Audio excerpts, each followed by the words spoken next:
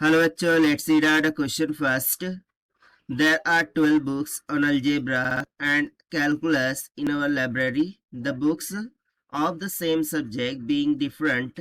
If the number of selection, each of which consists of 3 books on each topic, is greatest, then the number of books of algebra and calculus in the library are respectively.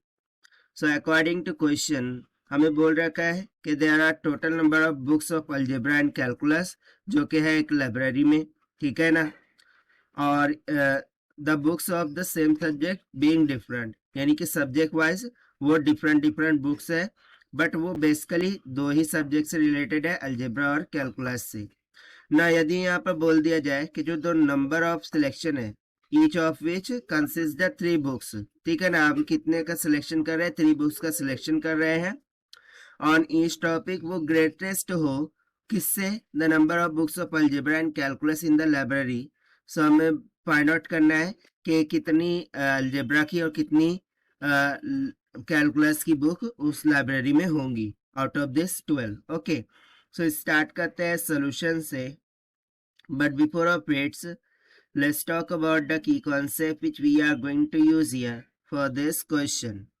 So देखिए, यदि मुझे n number of things में से r number of object को select करना हो, so उसे हम लिखते हैं NCR, और इसका फॉर्मूला हो जाता है n factorial divided by n minus में r factorial multiply by r factorial.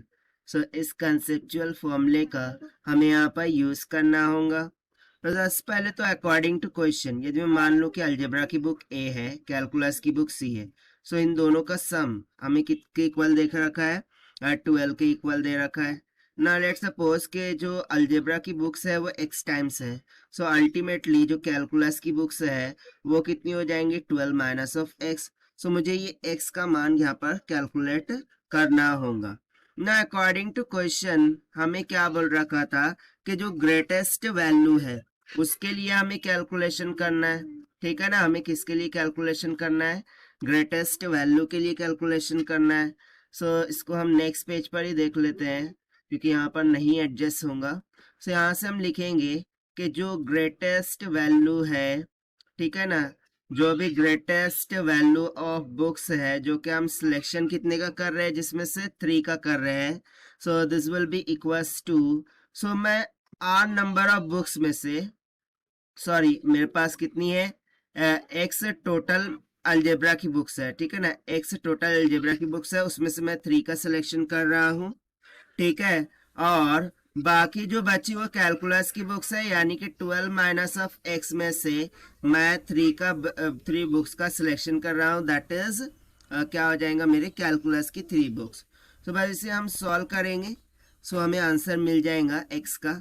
सो देखिए यहाँ से मैं लिख सकता हूँ ना कि एक्स का फैक्टोरियल डिवाइडेड में क्या हो जाएगा, एक्स माइनस का 3 factorial multiply by 3 factorial multiply by ये हो जाएगा 12 माइनस ऑफ एक्स का फैक्टोरियल डिवाइडेड बाय 12 माइनस 3 कितना हो जाएगा 9, ठीक है। So 9 minus of r sorry x का फैक्टोरियल मल्टीप्लाई बाय 3 फैक्टोरियल हो जाएगा।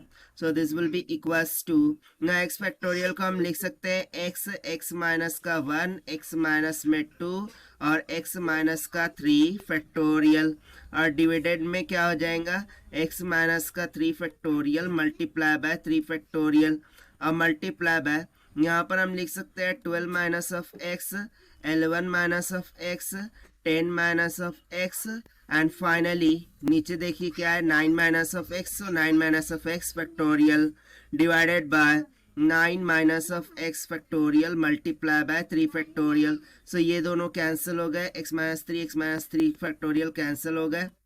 अब चलिए हम इसको थोड़ा सा सिंप्लीफाई करते हैं, राइट। सो यहाँ से ये हो जाएगा x माइनस का 1, x माइनस का 2, ठीक है, डिवाइडेड बाय जो भी है 3 फैक्टोरियल मल्टीप्लाई बाय ऊपर में क्या है 12 minus of x, 11 minus of x, 10 minus of x divided by 3 factorial, ठीक है। सो यहाँ पर देखिए यदि मुझे ग्रेटेस्ट वैल्यू के अकॉर्डिंग यहाँ पर कैलकुलेशन करने हैं, ठीक है ना, जैसे कि हम बोल रखा था ग्रेटेस्ट वैल्यू के according, but according to question greatest then क्या बोल रखा था कि जो 3 बुक्स ऑन ईच टॉपिक्स है वो ग्रेटेस्ट है then the number of books of algebra, ठीक है ना। सो ग्रेटेस्ट वैल्यू के लिए हम क्या करेंगे कि जो x की वैल्यू है वो कहाँ से कहाँ वेरी कर सकती है, 0 1 2 अप टू डैश, और उधर से 3 वैल्यूज ले लेता हूँ, दैट इज 10 11 एंड 12, ठीक है। सो यदि मैं ये 3 वैल्यूज रखूँ 0, ठीक है, तो 0 रखेंगे तो मिनिमम वैल्यू हो जाएंगी, ठीक है।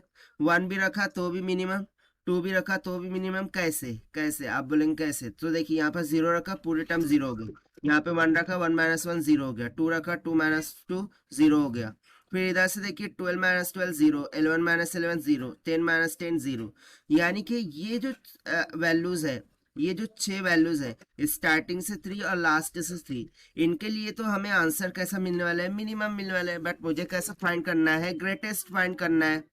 सो ग्रेटेस्ट के लिए मुझे क्या करना होगा, इनके बिटवीन जितनी भी वैल्यूज है वो कंसिडर करनी होंगी। सो देखिए उनको यदि मैं कंसिडर करूँ सो हो जाएगा 3 4 5 6 7 8 9 और 10 तो नहीं आएगा, राइट। सो ऑब्वियस सी बात है कि जो बुक होंगी नंबर ऑफ बुक्स, राइट, वो इसके कुछ ना कुछ मिडल में होंगी। सो इधर से मैं मिडल का देखूँ, सो मिडल में मुझे क्या मिल रहा है, मिडल में मुझे मिल रहा है 6, यानी कि मैं सिंपली बोल दूंगा कि x का मान हो जाएगा किसके बराबर, दैट इज 6 के बराबर। अब यदि x 6 है सो कैन आई से दैट कि 12 minus of x will be equals to 12 minus of 6, that will comes out to be 6, यानी कि यहाँ से जो अलजेब्रा की नंबर ऑफ बुक्स है वो कितनी निकल के आ गई 6, एंड कैलकुलस के लिए नंबर ऑफ बुक्स कितनी निकल के आ गई 6, और यही हो जाएगा हमारा आंसर फॉर दिस क्वेश्चन जो कि हमने सॉल्व किया है by using the conceptual formula of NCRC. Now let us take the option. So option D will become correct. So this is the required solution. I hope you understood well. Best of luck. Thank you.